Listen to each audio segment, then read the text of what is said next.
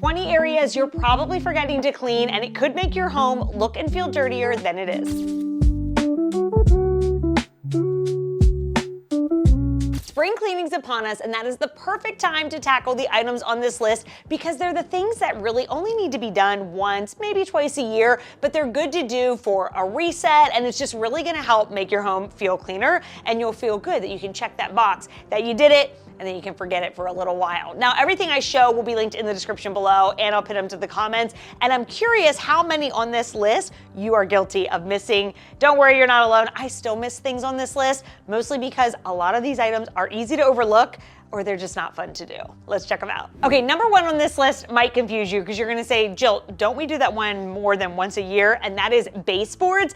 And yes, most times throughout the year, I like to walk around with this baseboard tool that I have shared a million times. It makes it so easy to clean your baseboards.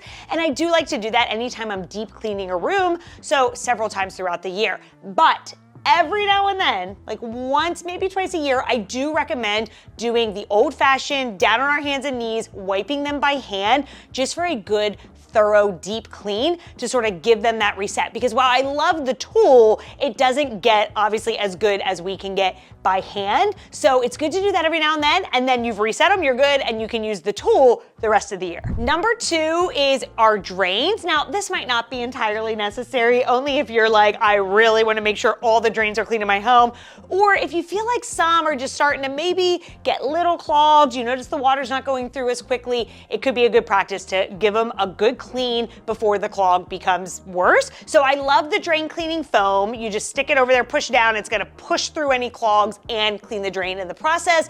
Or if you want some more natural methods, baking soda and some warm water is a good one, or you could pour vinegar down there. Now, the myth we've all seen is when people put the baking soda and then they pour the vinegar, and I know it makes a fancy reaction, but they're neutralizing each other and it's just salt water and it's not really doing anything. So separately, you could use them and they're great, but I wouldn't combine them. Number three is that plastic piece along the bottom of glass shower doors, which yes, does come off. Some people did not know that when I've shared that in the past. At least it should come off. I have some friends who theirs doesn't, and you guys, that is just cruel because this thing gets so nasty. So every now and then, this might be more than once a year, ours gets gunky, you know, pretty quickly, just everything sort of sliding down that door and landing into that piece.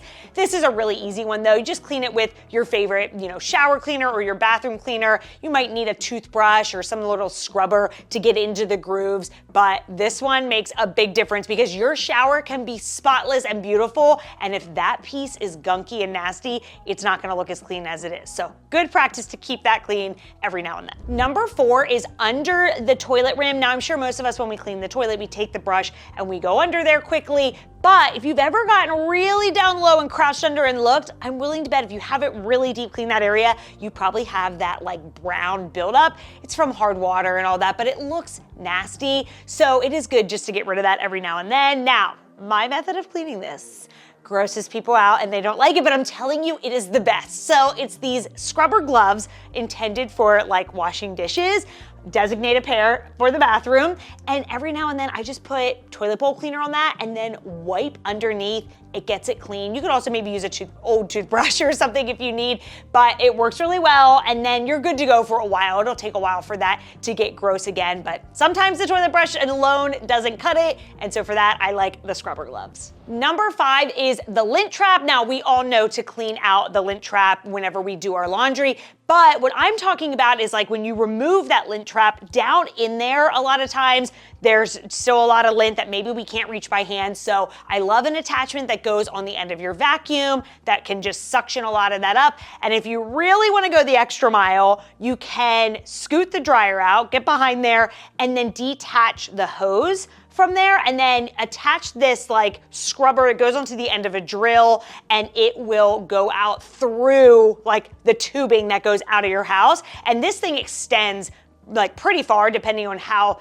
deep yours is. Ours just goes right to the outside, so I don't need much of an extension, but depending on where yours is, you might need more pieces. But that's a really good and often satisfying way to get a good thorough deep clean of that and get any lint out of that trap. Number 6, our dishwasher filter. Now this is another one probably is gonna have to be done more than once a year, but it's easily missed. And I don't know about you, if you've ever noticed that your dishwasher has odors, check that filter in the bottom because chances are it is gunky and caked with food. Super easy to just clean in the sink and then pop back in there. And then of course, you know, I love the dishwasher cleaning tablets by Active, or there's a Fresh makes some, there's different brands as well, but you just pop it into, some of them you toss in the bottom of the dishwasher, some you pop into where like the detergent goes, run a cleaning cycle or a hot cycle, and it's gonna clean the inner workings of the machine. So I recommend doing that actually once a month. If you aren't in that practice, it's a good habit to get into to help keep your dishwasher just running and working its best. Number 7 are the grooves in our cabinets. This is another one that maybe needs to be done more than once a year. Don't hate me. I feel like I'm saying that about a lot of things on this list, but they're just things that don't need to be done all the time, but every once in a while. Anyway, the grooves along the lines of cabinets, that drives me so crazy because again, your kitchen can be spotless and clean. You get right up on one of those cabinets and you're like, oh my gosh, the dust or the grease. So this is an easy one. You can just either mop them, which sometimes is an easy way, especially if you have tall cabinets, or just wiping them down by hand with maybe a little dish soap. Dawn Power Wash is great if you have greasy cabinets, and then just be sure to rinse and dry them and not let water sit on there for too long. And then speaking of the kitchen, number 8, cleaning out our drawers and the silverware tray. That thing gets so gross. I don't know how, because I'm like, it's always clean silverware going back in there. How does like crumbs and dust bunnies and stuff get in there? It's inside of a drawer. It all finds a way. So every now and then it's good to just take that silverware out, clean that tray out good, and then for the rest of your drawers in your kitchen, I'd say like once a year, it's good to go through, vacuum any crumbs out, wipe them clean, call it good for the year. Number 9 is another one in the kitchen. You might think I'm a little crazy for this one, but that's the knife block. So you definitely probably don't need to do this one, maybe even once a year, unless you're really trying to be thorough, but it is one that gets dirty and it easily gets overlooked. An easy fix for this is pipe cleaners, or you know, like the little brushes that clean straws. You can stick those in and out, and I like to just spray mine with maybe a little rubbing alcohol or vinegar and dip it in there quick and then let it dry and put the knives in there. So this one might not be totally necessary, but it is an area that we often forget to clean. Okay, number 10, this might be our last one for the kitchen, but that is the top of the refrigerator and the tops of cabinets. So the top of the refrigerator always gets so dusty, especially if it's sticking out at all. If it's underneath a cabinet, then you might be good. It could be worth taking like a skinny duster. I love those because they fit into the tight crevices. You can get under the fridge with this, which is really nice because under there gets nasty too. I mean, under and behind the fridge in general, it just all gets dusty. So it's good practice. Maybe take the skinny duster if you don't want to move it the whole way out, clean under it, on the sides and along the top. And then the tops of our cabinets, I just like to go through with a wet rag and wipe off any dust, or again, Dawn Power Wash if it's a cabinet above the stove and it's really greasy. Now, what some people do, if you have like a cabinet above the stove where a lot of grease, like if you cook a lot and a lot of grease goes up there, I've seen people line that with foil or paper towels, which if you watched my video on unpopular opinions, this was an unpopular opinion I had, lining the tops of our cabinets with paper towels, like just to prevent dust and stuff. I didn't really understand the point because I was like, then the paper towels are just dusty. But this is an instance where I think this is actually smart, just for the greasy cabinets, because if a lot of grease gathers up there, it's gonna be a chore for you to scrub that clean. If you line it with foil, over time, as a lot of grease builds up on that foil, then you just ball it up and throw it away and you can line it with new. So that I do think is a smart idea. Putting the paper towels on just the tops of any cabinets just to prevent dust, that one I don't think you need to do. Number 11 is our grout. And this is just one that throughout the year, it definitely, no matter how much you mop or clean your floors, sometimes the grout gets gross, especially if it's not new grout and the seal has broken.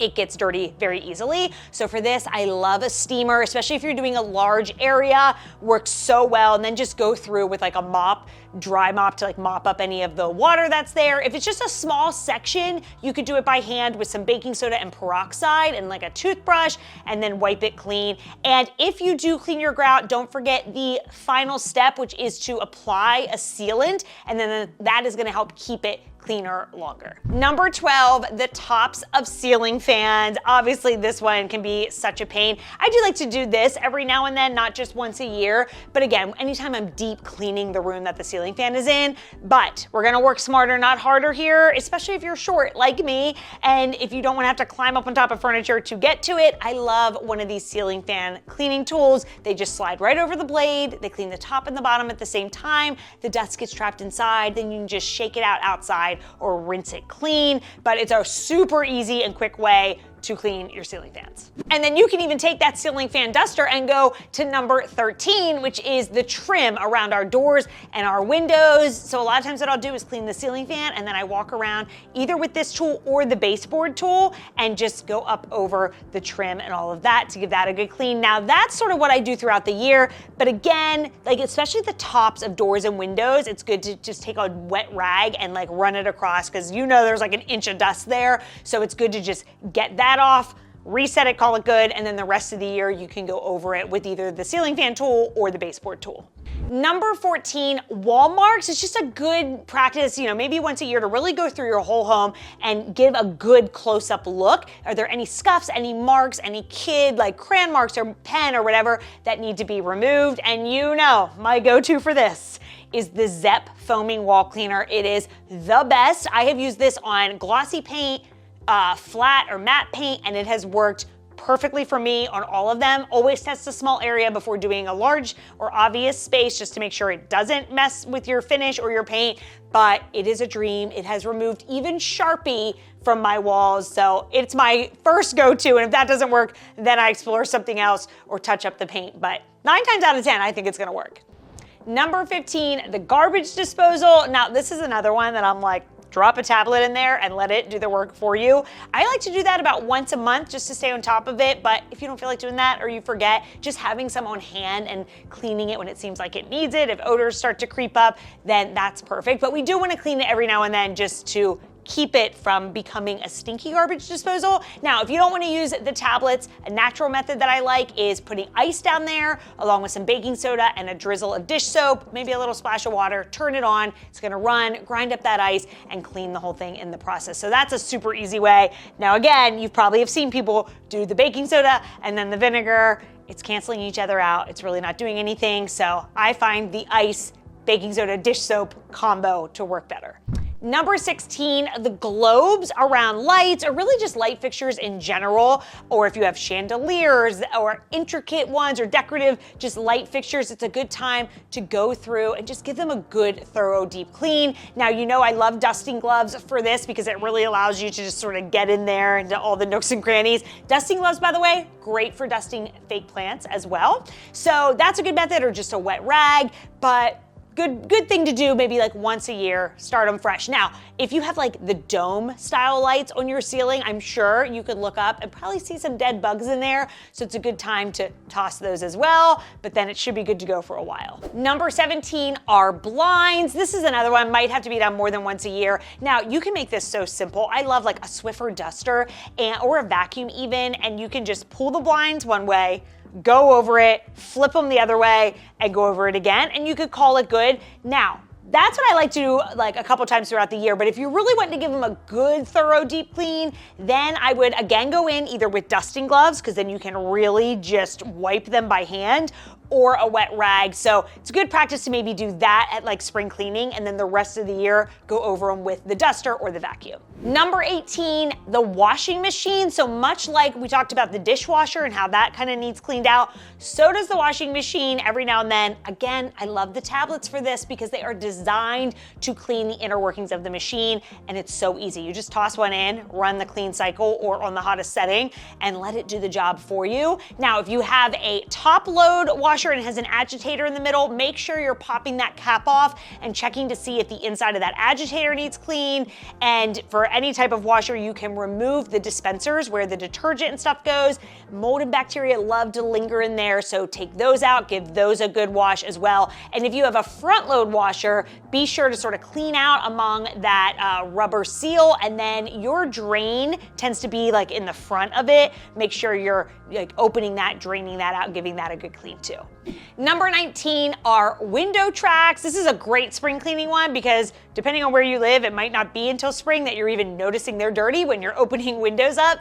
So I love to use a steamer on these, especially if you have caked on dirt, it'll just bust right through that and you can wipe it up. Or you could just vacuum if it's not that bad, or just, use a wet paper towel or like a wet rag to wipe it out and get the gunk up. But if you have a steamer, that is a really great method for just blasting that junk out of there. And then lastly, number 20 are what I call vent screens, but they're like our registers. Sometimes they're in the floor, sometimes they're in your wall, depending on where you live, but they tend to just get really dusty. So I like to just, go over them with a wet rag or just the vacuum attachment or a Swiffer. The ones in the floor, by the way, it could be a good idea to pop them out and look to make sure there's no like toys or bones from animals or whatever in there. They do make, by the way, these like mesh covers if you have kids or pets who are prone to dropping things down those registers in the floor. You can put these mesh like nets, so to speak, on the register and it fits down into that hole, and then anything that falls through is collected in the net, which is pretty genius. But